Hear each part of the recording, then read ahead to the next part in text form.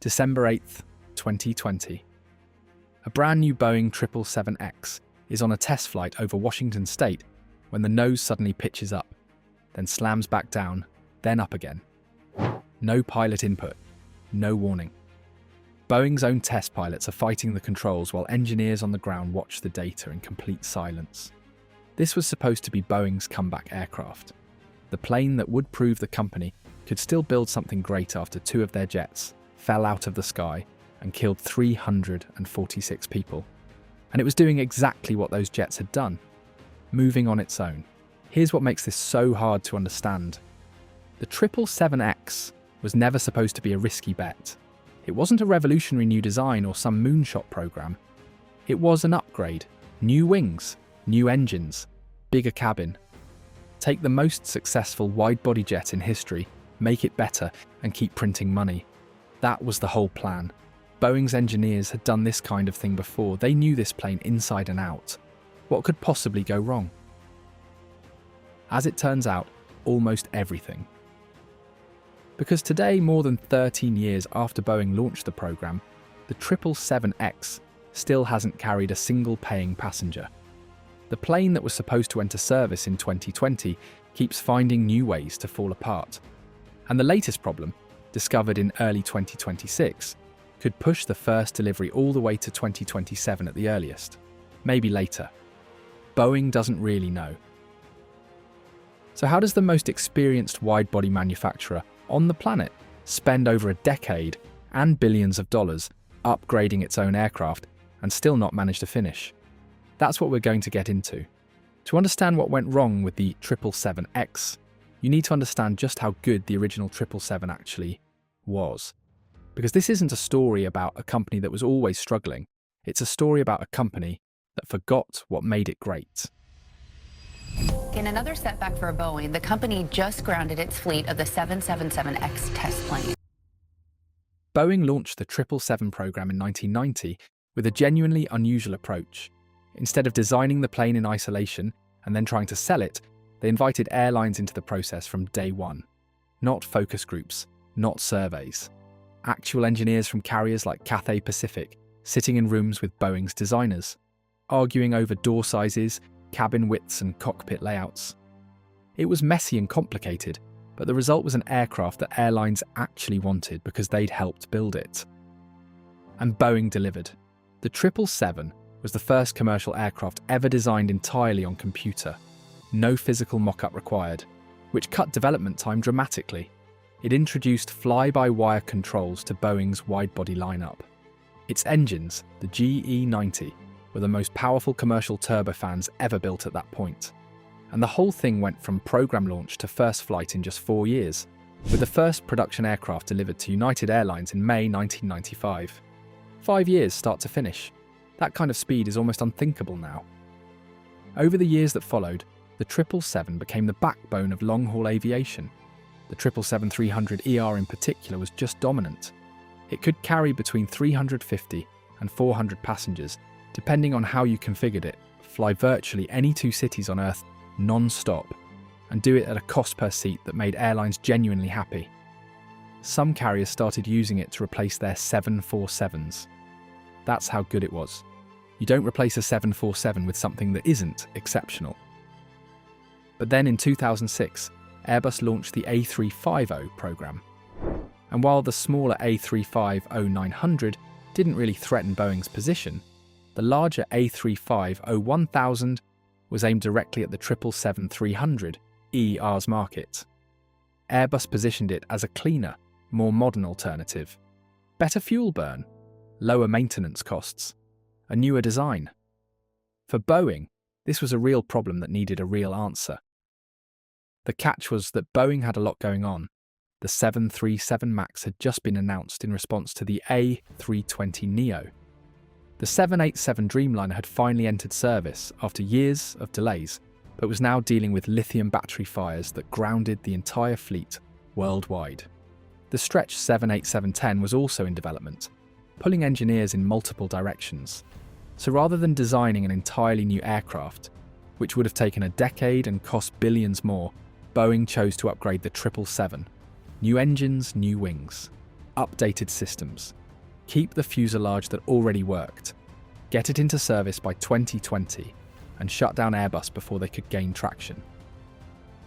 In September 2013, Boeing officially launched the 777X with Lufthansa and Emirates as launch customers. Emirates in particular bet enormous on this jet. Tim Clark ordered 150 of them, which at the time was the largest wide-body order in aviation history. Boeing's order book filled up fast. The program looked like a runaway success before a single component had even been built. The 777X was going to be impressive on paper. The passenger cabin was stretched to carry up to around 425 passengers in a typical two-class layout. The range was extended to connect virtually any two cities on Earth. But the most striking feature was the wings. To generate the lift needed for an aircraft this size, Boeing designed a wingspan of just under 72 meters, which is massive. Wider than most airport gates are designed to handle, so Boeing did something that had never been done on a commercial airliner before. They made the last portion of each wingtip fold up. On the ground, the tips rotate up to reduce the effective wingspan to a size airports can manage.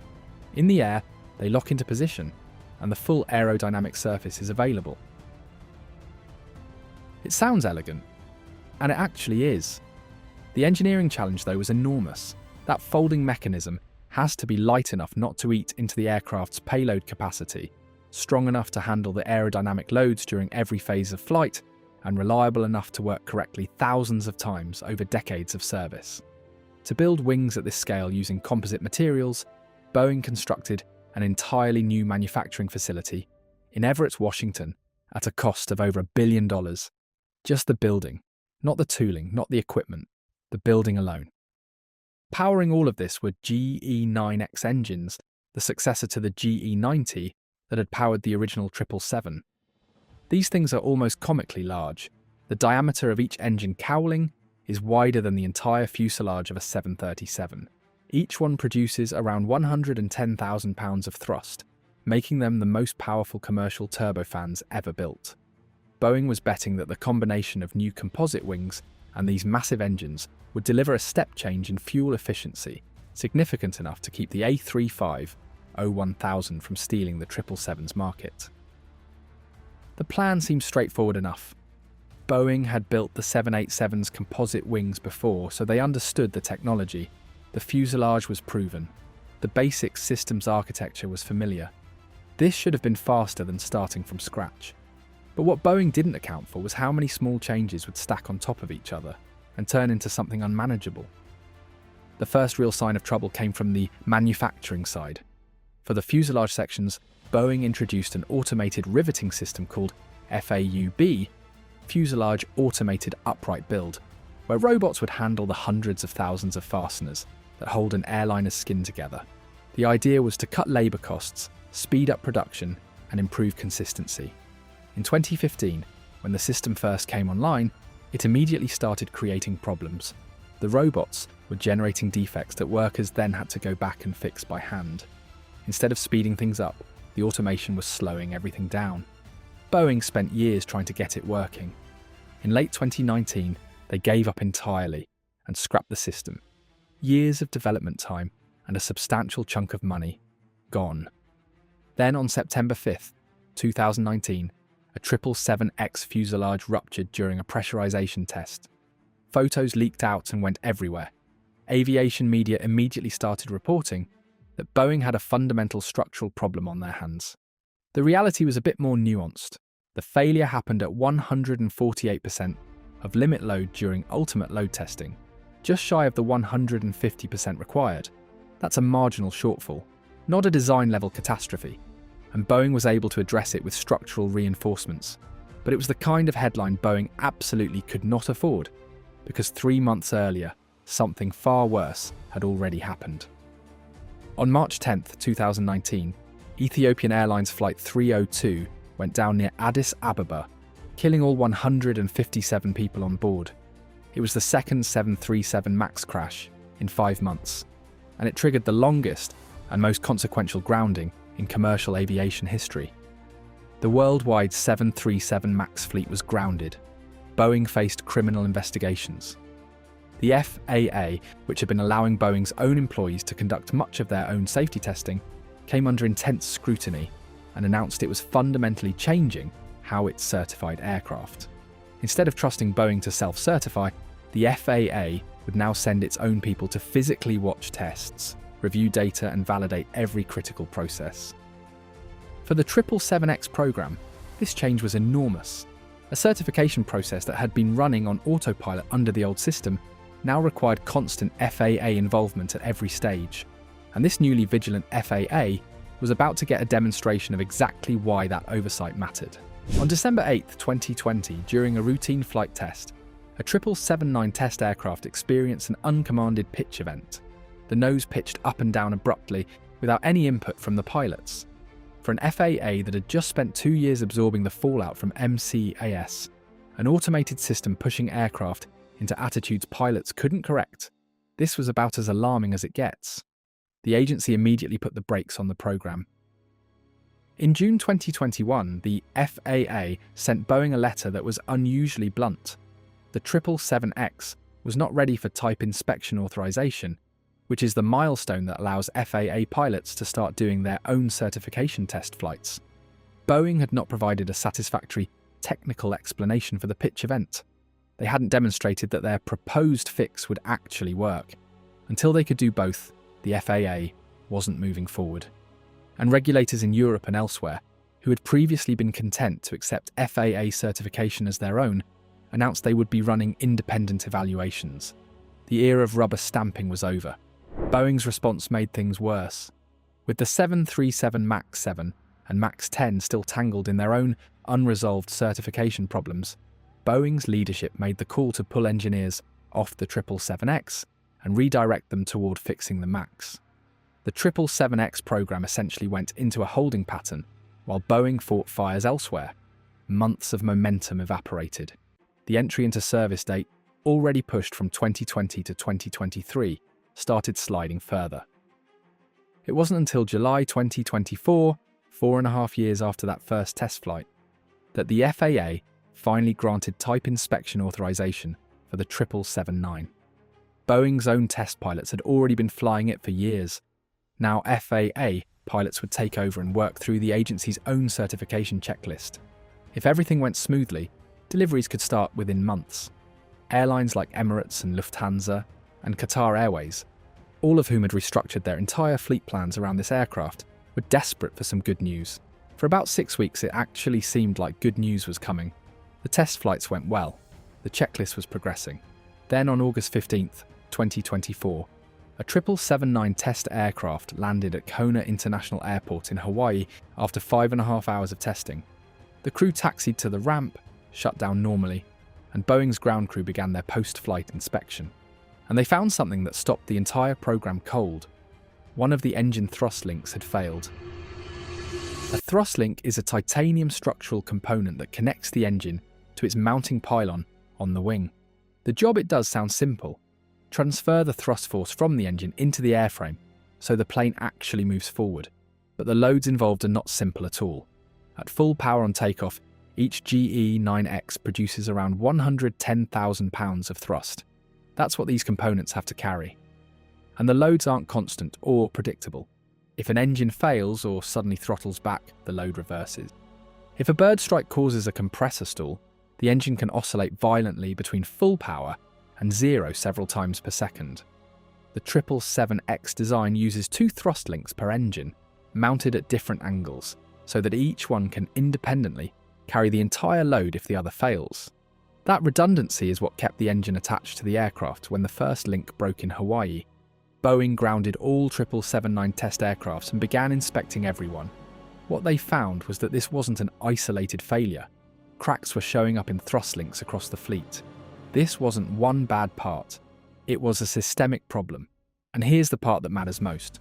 Airbus makes the A350, GE makes the GE9X engines, but Boeing designed the thrust link structure. This failure belonged entirely to Boeing's engineering department. Boeing eventually worked through the thrust link problem with redesigned components and a revised inspection program. But then, in late January 2026, Boeing and General Electric announced they had discovered a separate durability issue affecting the GE9X engine itself during routine inspections. Boeing has been vague about the specifics. What they've said publicly is that they're working with GE to resolve it. What that means in practice is more delays. The first 777X delivery, which had already been pushed to 2025, then to 2026, is now targeting mid-2027 at the earliest. Even that date is not guaranteed. Think about what this means in terms of the original plan. In 2013, Boeing told Lufthansa and Emirates that their new planes would arrive in 2020. Emirates ordered 150 of them based on that timeline. Lufthansa ordered 20.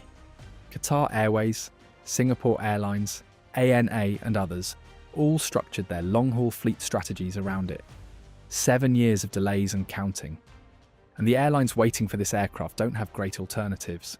The A350-1000 is the obvious substitute, but Airbus has its own delivery backlog stretching years into the future. There's no easy exit. Here's the thing that makes all of this so difficult to process. Boeing built the original 777 in 5 years. 5 years from program launch to delivery. They did it with airline input, disciplined engineering, and a culture that prioritized getting it right.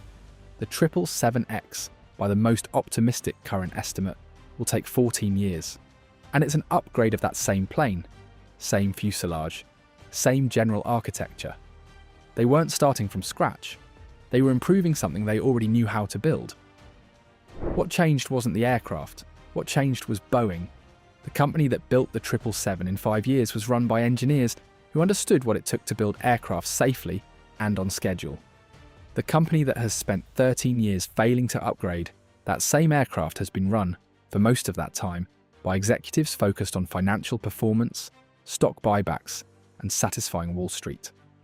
The culture that invited Cathay Pacific engineers to sit in design meetings and argue about door sizes had been replaced by a culture where delivering bad news up the chain had consequences, where hitting financial targets mattered more than hitting technical ones. The 777X didn't become a disaster because the engineering was impossible.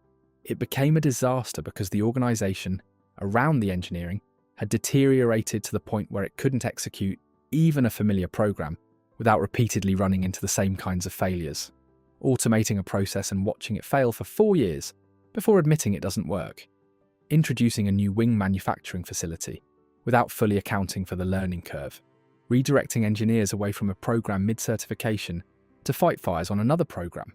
These aren't engineering problems, they're management problems. And the hardest part for Boeing is that the 777X still matters enormously. They need this aircraft. The order book is still large. Emirates still has over 100 on order. Lufthansa still wants theirs. If Boeing can eventually get this plane certified and into service, it is genuinely a remarkable machine. The GE9X engines are extraordinary. The composite wings deliver the efficiency improvements Boeing promised. The cabin is genuinely impressive. The aircraft itself is not the failure. The failure is everything around it. The original 777 took 5 years and became one of the greatest commercial aircraft ever built.